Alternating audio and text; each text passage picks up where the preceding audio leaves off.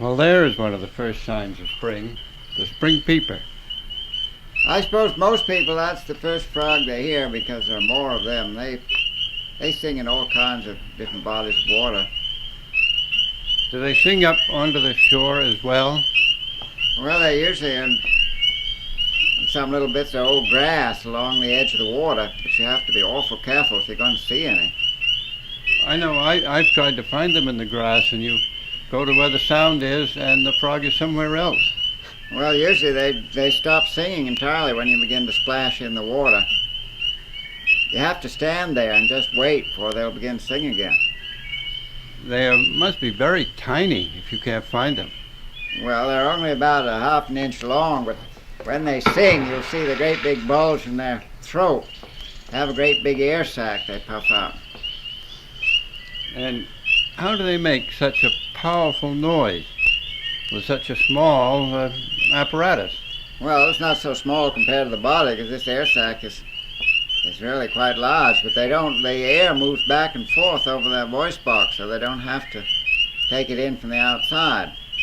You mean the same store of air goes back and forth and is used again and again? Yeah, that's the way they can even make the noise underwater. Well, when they make the noise underwater, does it come out above water too? Well, I believe it does. I couldn't say much about that. That'd be kind of hard to observe, but so many of them going at once. What's that funny noise? Well, I don't know, but I know there's a porcupine's den over there. Well, I think it's some porcupines fighting. I once saw a couple of porcupines fighting, and they made noise just like that. Yes. There they go. I think they're standing up, kind of boxing at each other. Gee, I think it'd be rather a tough fight, those two armored fellows. Well, the one I saw, one of them got his whole mouth full of quills, and he looked awful miserable, and that was what the noise was. He was kind of wailing about all these quills sticking in his mouth. Were you able to save him? Well, I didn't think I could do anything about it, but I kept edging closer and closer, and finally I got right beside him and pulled some of the quills out of his mouth. Did he appreciate that? Well, he kind of licked his lips and moved off. They're not very emotionally responsive, these porcupines. Kind of dull fellows, I'd say. But this one, I think, a lot better off when I got through them. Yeah, kind of slow moving. This pond has a steep rocky shore on the further side, and the porcupines seem to live in under the rocks. That's where they like to live, is dens under the rock, particularly in winter. You know, the spring peepers here, one spring peeper will start, and then all the rest will follow him. Is there any special order in that? Is the one at the top of the chirp order, as one might say? Well, maybe you'd know more about that than I would. I know often with birds there's one at the head of the peck order. Well, maybe there is. I hear a wood frog, though, beginning in there. Wood frog? Do you hear that harsh noise? Yes, that grating. Yes, that's it. The wood frog's actually the first one in spring to begin to sing. Males begin to sing, and there's still a lot of snow in Iowa woods, and maybe some ice in the pools of water where they're actually laying their eggs. Heavens. What is it that triggers them? The amount of daylight? Well, it usually takes the first warmish day, and about the 1st of April, and the males all come to the pond, make tremendous noise. Well, here's something tuning up now. That, I believe, is a fowler's toad. Well, that's not quite... That's a strange noise, isn't it? It certainly is. And hear that snoring noise. What's that? Well, that's a pickerel frog. Well, there seems to be an awful lot of things in this one pond here. Yes. Well, as a matter of fact, this was not all recorded on the same day. Oh. Well, those fowler's toads, how do you tell one of them from one of the ordinary toads? Well, they make kind of a shriek, kind of a high-pitched, unmusical shriek. That doesn't sound very musical to me. No, it's not. They tell me you can tell these fowler's toads from the regular toad, can't you? Oh yes, there's a regular toad. There's a regular toad coming soon, and it is more melodious and a much longer trill. This is quite a short trill, only 2 seconds. Well, they're certainly making an awful lot of noise there. What are they making all that noise for? Well, all these frogs, you see, they're probably about 8 or 10 males to every female. Now they get to the water and make all this noise to attract other males and attract the females, so they'll all come to the same place to breed. And when the females get there, they find a great many males after them. There's a green frog there now. Oh yeah, oh the green frogs are everywhere. They seem to be. This here is the American toad, this trill. Well, that's a lot pleasanter sound than that other one. Oh, it is, and it continues much longer. But you know, you'll hear that sound for several months in the pond. Does one toad stay several months there making that noise? Well, I think they come at different times whenever the weather's good. They like to move particularly when it's a rainy night. So they keep coming to different times. They're not very particular. They'll come to any kind of a pool or sand pit, or it doesn't always have to be a permanent body of water. You know what's fun with these toads is to go and pick up some of them, and if you happen to have a garden pool, bring it back to your house, and then you can hear them all night long right in your garden. If you don't bring any females, then the males will just keep singing for a long time. What do the males eat during all that time? Well, they're not much interested. They're more interested in singing than eating, but it's pretty hard to starve a toad in a garden, you know. Well, I know that, and all the little young ones hatch out in those pools. Yes, well, it takes them some weeks. They lay thousands of eggs. One toad may lay 5,000 eggs, so there's an awful lot of little tadpoles. When the tadpoles hatch out of the eggs, they don't feed for several days. They just hang around. And then they get mouth parts and live on little green algae and things. And then when they turn into little toads, the toads fan out all over the countryside.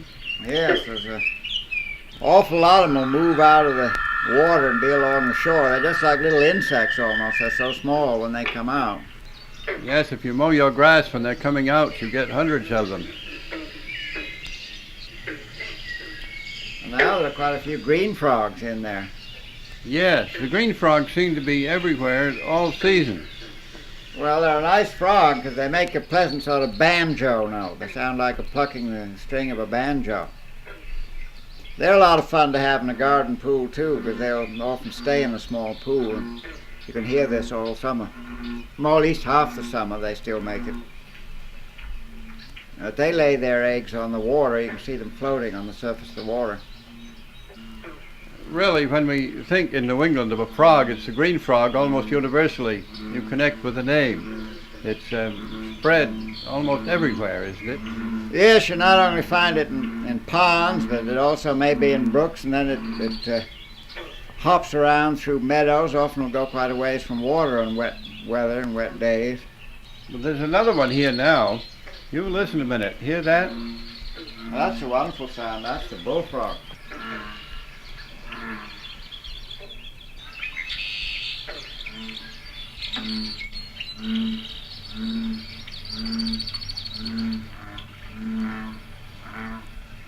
The different ones have different notes. Well, that big booming sound is the bullfrog, and he's farther out in deeper water. The green frogs are around the shore, but the bullfrog is a real water frog. He lives in the water all his life. He doesn't come ashore most of the time. And he just floats out there and makes this big noise. Are those great big pollywogs you see, bullfrog pollywogs, one's about 4 inches long? Yes, when they're that big, the bullfrog pollywog may take 2 and even 3 years to turn into a frog, but the green frog tadpoles are pretty big too. They may get several inches long and take 2 years. Yes, but listen. Looks like a wood duck coming in. Yes, that was quite a call. I think it is. There are some little tiny ducklings running across the lily pads and jumping into the water. I hope they keep away from those bullfrogs. They say bullfrogs can eat small ducklings. I wouldn't doubt it. They're awful big mouths, those bullfrogs have got. Well, those little ducklings weren't any larger than a mouse. Well, I found a bullfrog once that just swallowed a whole big crayfish, so I guess their mouths are big enough to take one of those little ducklings if it gets too close. The bullfrogs, they're deep water frogs, aren't they? That's right. They're really an aquatic frog. But they sing best just as it's getting dark. You can hear this noise several miles from a pond it carries so far. Do they make it the same way with a big blown-up air sac? No, you don't see the air sac on these big frogs, but they are swelling up inside, but more inside their body, so it's not so obvious. Is the bullfrog the one that's famous for frog's legs in restaurants? Yes, he's the one they eat, although they sometimes eat meadow frogs too, but the bullfrog is the one that has the biggest legs. I understand they raise them on farms too. Well, I wish they'd do that. I hate to have people kill these frogs in our ponds, because I like to hear them.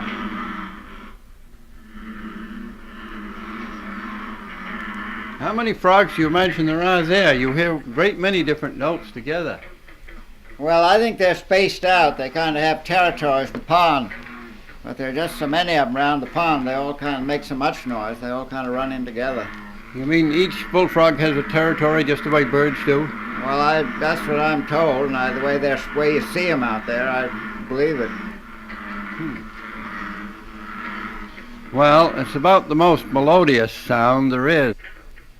I still like those little banjo string green frogs.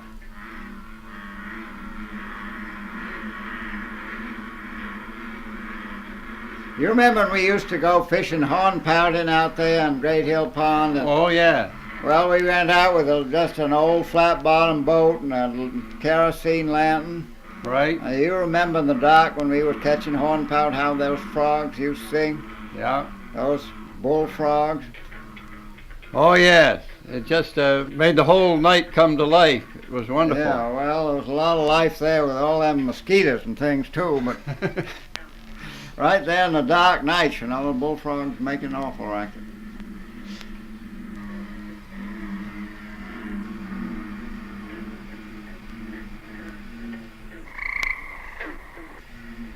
I hear in the background another note there. Well, that's the tree frog.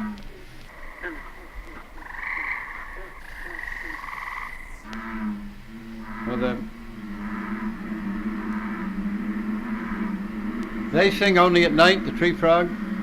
Well, they may sing during the day too, but they really have two kinds of notes. They're one you hear in summer just up in the trees before a thunderstorm, but these are probably breeding over there, come to the water to breed. Well, it's just about dark now, and they are just starting. We ought to hear some more here pretty soon. What is the tree frog? Is it a little frog with special feet so it can climb trees? Oh, it's a beautiful little thing. It's about 1.5 inches long, and he's colored just like lichens on the trunk of a tree. And they sit very close, so it's very hard to see them. Oh, there they go.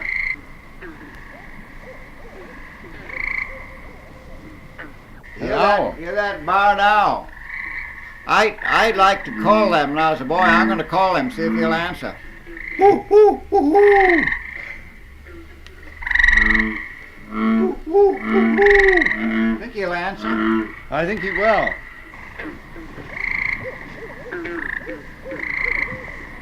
Well, now those tree frogs are more of them singing. These tree frogs, you know, have little disc pads on their toes so they can even climb up a pane of glass. Do the tree frogs live mostly in the trees or mostly in the water? Oh, they only come to the water to breed for a few weeks in spring. They spend their time on... Often they'll sit in one place in the tree for a long time. They have their food come to them, whatever they catch. Well, do they catch little tiny insects? Well, they can even catch things big as grasshoppers. All these frogs have pretty big mouths, so they can stuff a lot into them. But, do they live in the woods most all summer? Yes, they're out in the woods, and you can hear them. They're very unusual for a frog to make any noise any other time of year than when breeding. But tree frogs are exception. They make this strange noise and even in summertime, sometimes an aeroplane going overhead will start them going, or a coming thunderstorm, something like that. Well, I know that's true of other frogs and toads. If you want to record them, you wait till a propeller plane goes over, and that will start them all going. The tree frogs do the same. It's terribly hard to find things like a tree frog because they're ventriloquists.